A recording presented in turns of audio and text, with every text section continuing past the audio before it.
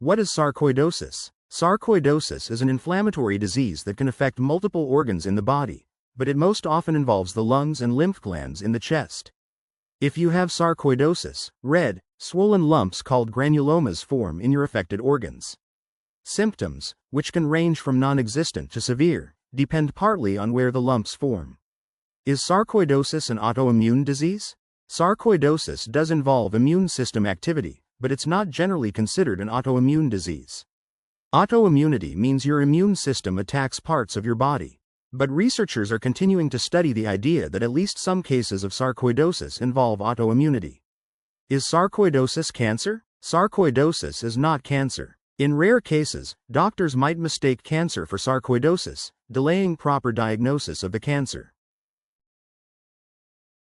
Sarcoidosis symptoms. The symptoms of sarcoidosis can vary greatly, depending in part on which organs are involved. In some people, symptoms may begin suddenly and then stop.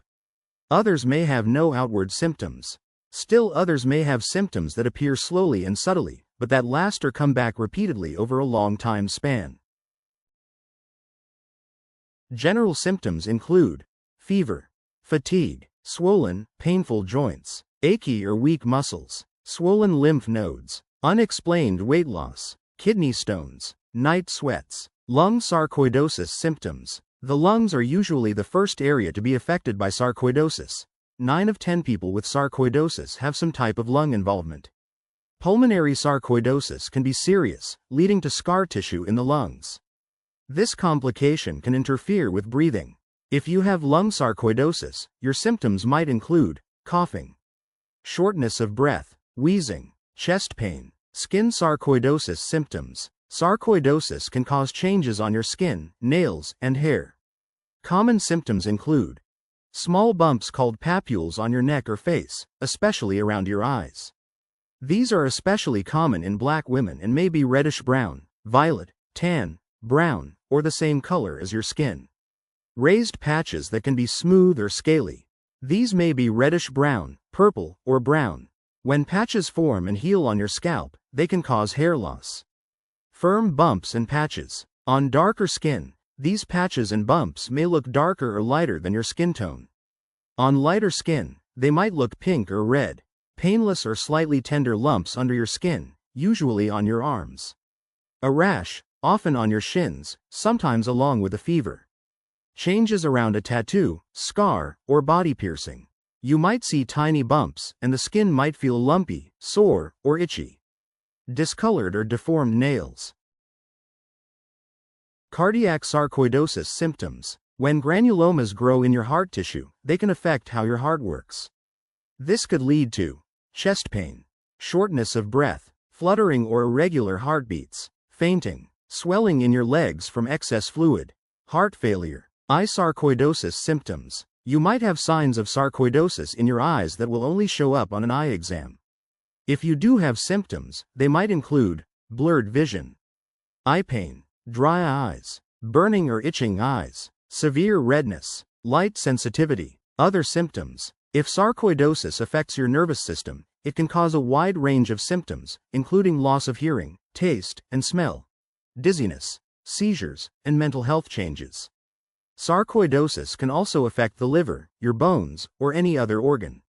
Lofgren syndrome. While many cases of sarcoidosis come on gradually, a type called Lofgren syndrome starts suddenly, often with a fever, and 3 specific signs and symptoms. Joint pain and swelling that may travel from one part of your body to another. Enlarged lymph nodes in your chest. A rash called erythema nodosum that shows up as flat, firm, painful lumps, often on your shins. Young adults assigned female at birth are most at risk for this syndrome, though it can show up in anyone. It's most common in spring. Sarcoidosis risk factors. Sarcoidosis is a rare disease, affecting fewer than 200,000 people in the United States.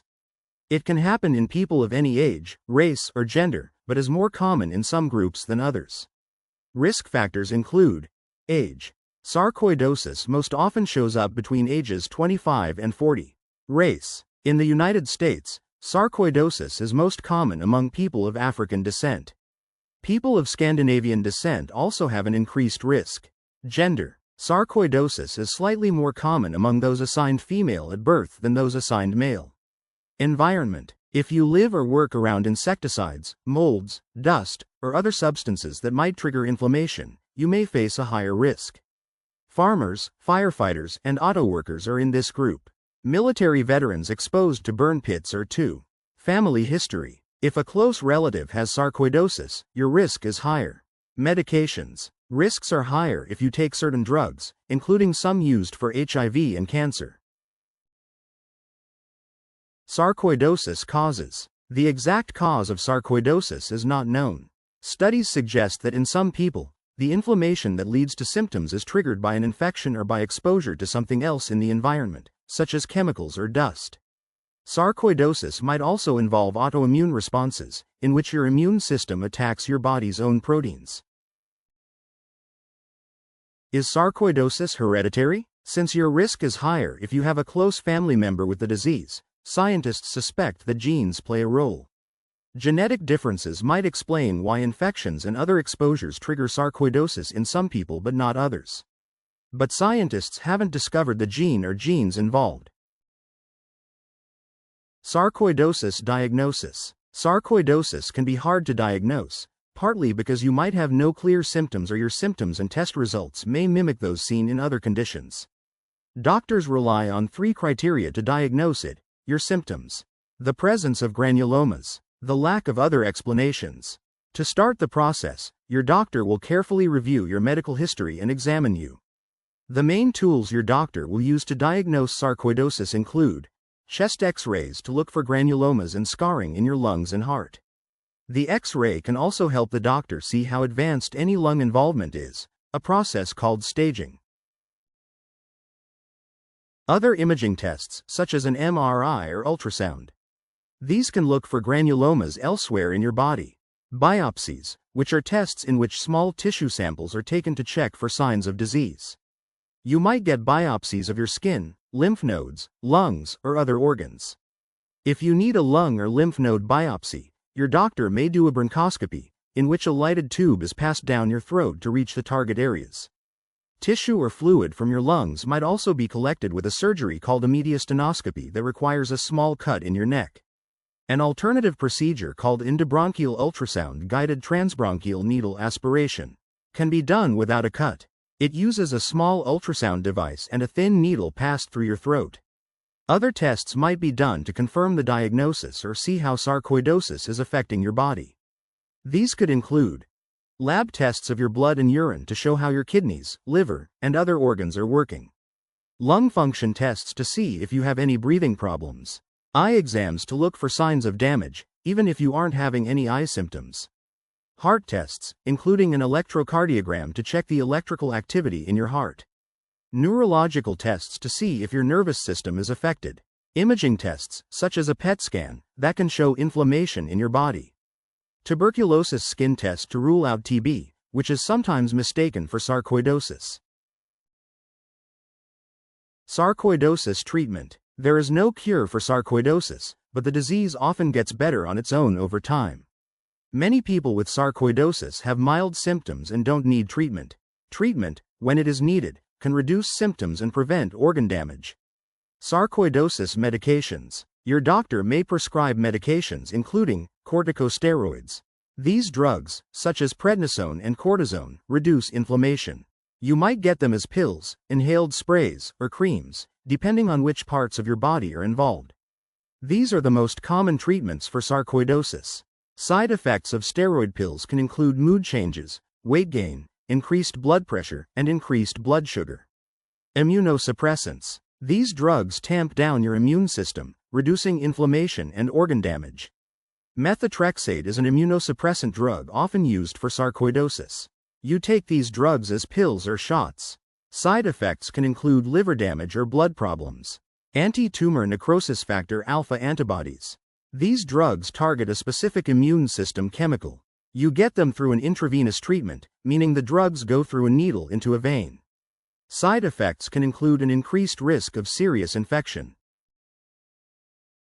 Anti-malarial medications. Drugs commonly used to treat malaria, such as hydroxychloroquine and chloroquine, also can reduce inflammation and are sometimes prescribed for sarcoidosis. You take them in pill form. Side effects can include serious skin rashes and vision changes. In some cases, your doctor might recommend you take nonsteroidal anti-inflammatory drugs that you can buy without a prescription.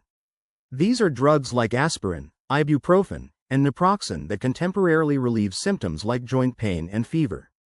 Long-term use can lead to heartburn, vomiting, and stomach bleeding, so you should always talk to your doctor before you start any regular NSAID use. Important to know: some drugs prescribed for sarcoidosis aren't approved by the FDA for that use, so patients sometimes have trouble getting insurers to pay for them. Studies to expand the number of drugs rigorously tested and approved for sarcoidosis are underway. You can ask your doctor if being part of a clinical trial might be right for you. Other sarcoidosis treatments. Along with medication, some people will benefit from treatments including physical therapy to reduce fatigue and improve strength, pulmonary rehabilitation to improve breathing, implantation of a cardiac pacemaker or defibrillator for heart rhythm problems, organ transplant if sarcoidosis has severely damaged your heart, lungs, or liver. Sarcoidosis stages. Your doctor may tell you that your disease is at a certain stage, between 0 and IV. These stages, sometimes called the Siltzbach classification system, are based on how your lungs look on a chest X-ray. You can have serious symptoms at any stage, but doctors generally expect people at lower stages to have a higher chance of recovering completely, even without treatment. You can move between stages or not. These are the stages. Stage 0. No signs of sarcoidosis in your lungs or the lymph nodes in the center of your chest. Stage 1. Granulomas in the lymph nodes only. You may have no symptoms or may have fevers, joint pains, and rashes that developed suddenly. This combination of symptoms and lymph node involvement is called Lofgren syndrome and is the type of sarcoidosis most likely to go away on its own, usually within 6 months to 2 years. Stage 2. Granulomas in the lungs and the lymph nodes. Stage 3. Granulomas in the lung tissue only. Stage 4. Permanent scarring of lung tissue. This scarring can be reversed. Along with looking at the stage of any lung involvement, your doctor will consider which other organs might be involved to help you plan your treatment. Sarcoidosis complications. For most people, sarcoidosis is a temporary condition that goes away, with or without treatment, and without permanent damage. About 2/3 will recover within 2 to 3 years. Those with Lofgren syndrome tend to get better even sooner. If you're still having symptoms after 3 years, you are more likely to keep having symptoms.